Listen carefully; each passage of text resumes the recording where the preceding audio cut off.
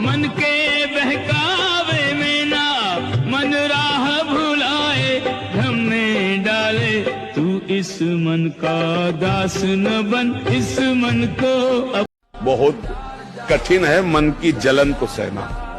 बाहर के थप्पड़ सह जाना सही, लेकिन मन के थप्पड़ सहना बहुत कठिन, सबको गिरा देता है। जैसे हमारा मन कह रहा है मैं देखूं, हम कह रहे नहीं देखना है, वो 100 बार कहेगा देखो, आप कहोगे नहीं ये देखो, अब वो लग जाएगा जिधर आप लगाओगे, पर वो कुछ समय तक लगेगा, फिर वो आपको वश में करने की कोशिश करेगा, और वो जब आप ना करेंगे तो आपको जलाएगा।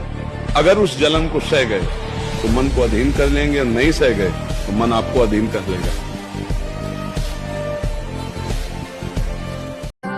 किसी भी प्राणी को उसका मन जीवन के अंत तक अपने जाल से निकलने नहीं देता। रस्सी में बांधकर उसे तरह तरह के नाच नचवाता रहता है। वो जीव को इतनी फुर्सत भी नहीं देता कि वो अपने अंतर में झांक कर अपनी आत्मा को पहचाने, और आत्मा के अंदर जिस परमात्मा का प्रकाश है उस परमात्मा का साक्षात्कार करे। मन अशांत क्यों रहता है? पहले समझो, ये अशांत तभी होता है जिसको चाहिए वो नहीं मिल रहा है। इसको जो चाहिए वो नहीं मिलता तभी अशांत। कोई अशांत क्यों होता है? समझो, जो चाहिए वो नहीं मिल रहा है। अच्छा, ये जो चाह रहा है वो सब अशांति का मूल है। मन को एक चीज चाहिए, सुख। मन को एक चीज चाहिए, शांति।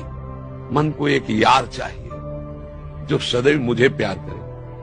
वो केवल भगवान है, दूसरा कोई नहीं। प्रभु के सिवा कोई दूसरा नहीं जो तुम्हें सुखी कर सके। हाँ, दूसरा हाथ मिलाएगा तो तुमसे सुख लेने के लिए, सुख देने के लिए तो सिर्फ गोविंद है, कृष्ण है, राधा वल्लभ लाल है।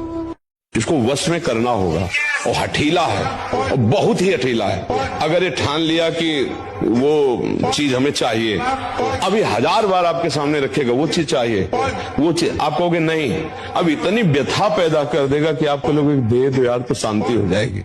मैं देख लूं तो अच्छा है, ये भोग लूं तो अच्छा है, बस वही फिसल जाता है। और जो भजनानंदी है, राधा राधा राधा, नहीं ये भोगना नहीं, राधा राधा राधा राधा, फिर इसकी चल नहीं पाती और वो धीरे धीरे वश में होने लगता है। महाराज जी समझाता हूँ मन को, मतलब एक दिन तो समझ में आता है, अगले दिन फिर वही सोचने। उसकी एक न सुनो मन की, सब ठीक हो जाएगा। मन तभी तक हमारे ऊपर हावी है जब तक हम मन को दोस्त माने हुए हैं, और जिस दिन इसको दुश्मन की तरह देख लेंगे ना, बहुत हुआ यार, तुमने नचनी नाच नचा लिया, आज से तो बुरी सलाह देगा, बिल्कुल नहीं मानेंगे। ज्यादा सोचने का समय मन को दो मत।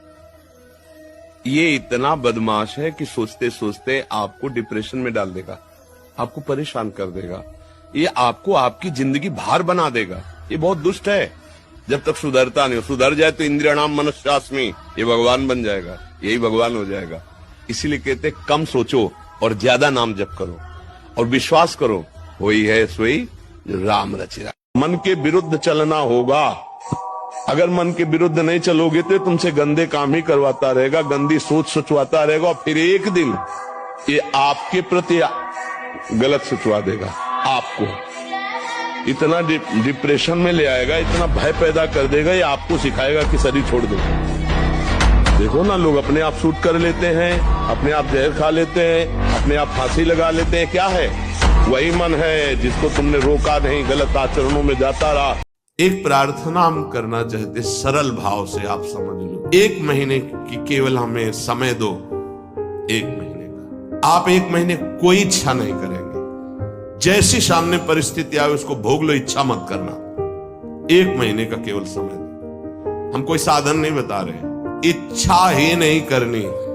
जहां इच्छा निकले उसे निरुद्धे रोक दो, बाहर जवान में ना आने पावे।